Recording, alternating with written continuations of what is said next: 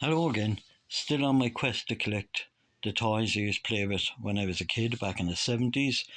And so I was really happy to pick these guys up. They are by Matchbox, the Afrika Corps, and the British 8th Army.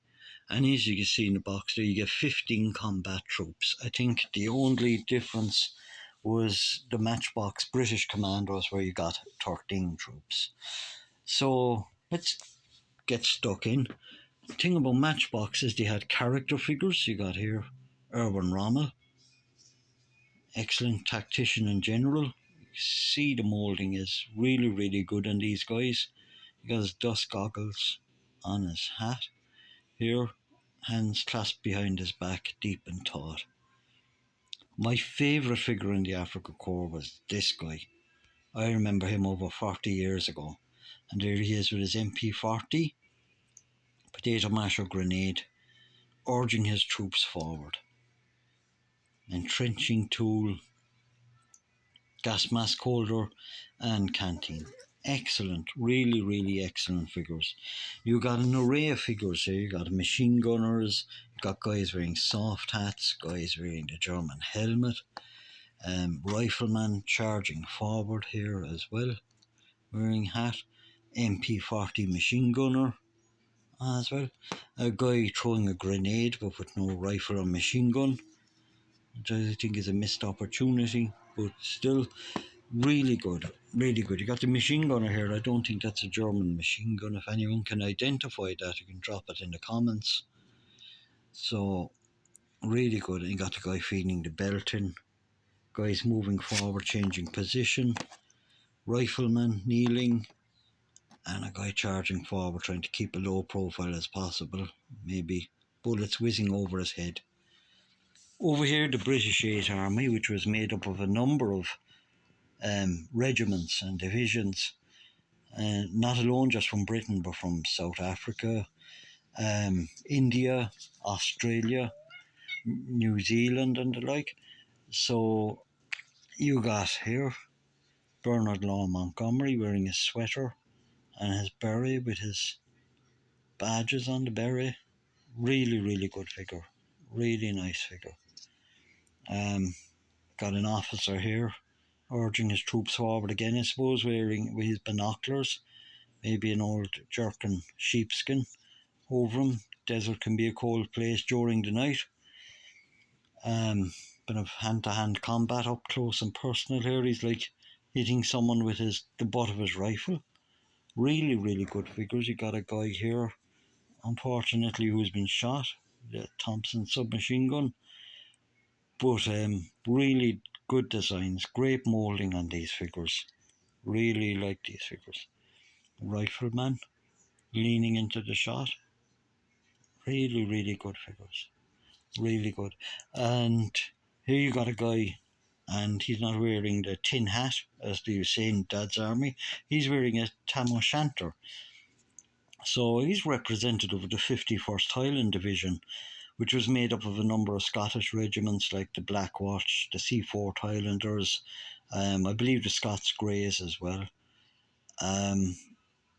So yeah, really good tam o' shanter hat, throwing his grenade, and he does have the rifle. So really good. But you can see his webbing on him, entrenching tool bayonet.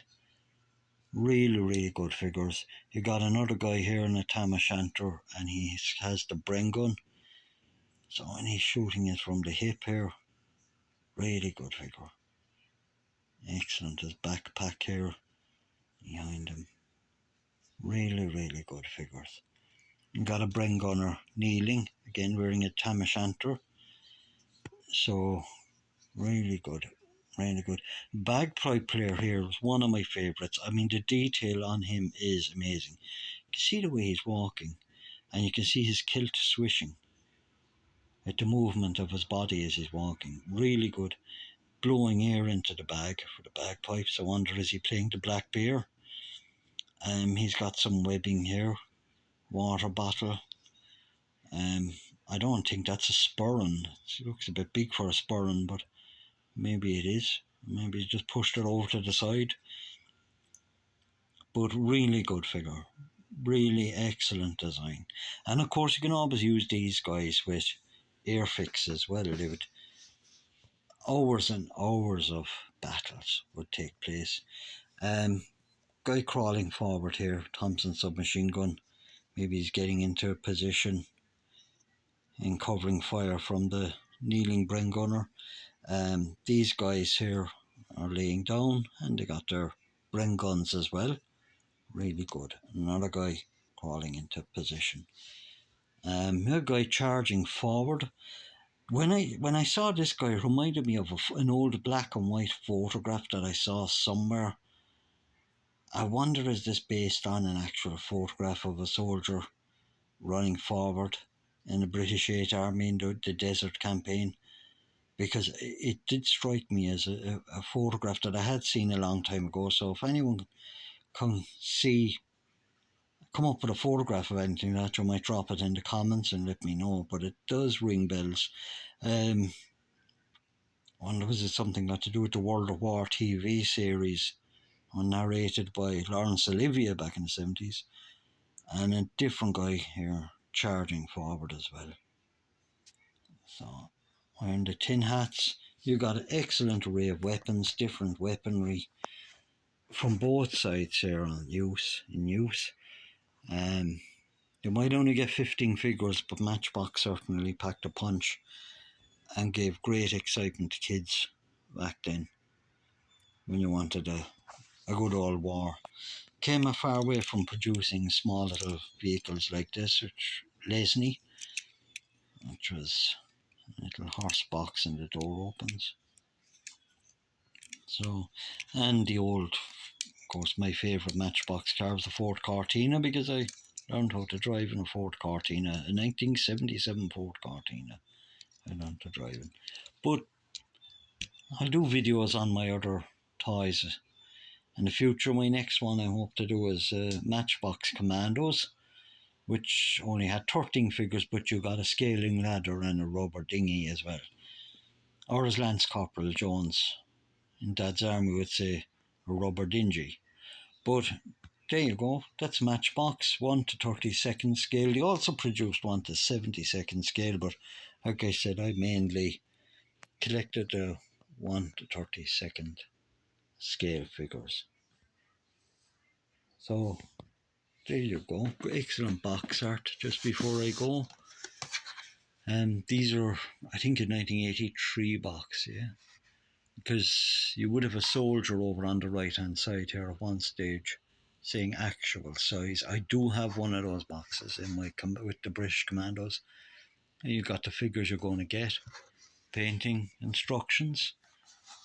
Same with the Afrika Korps guys. You have really different types of figures, gave great poses, ideal for playing. Really good memories. Okay, well, thanks for watching. Don't forget to hit the like and subscribe button, and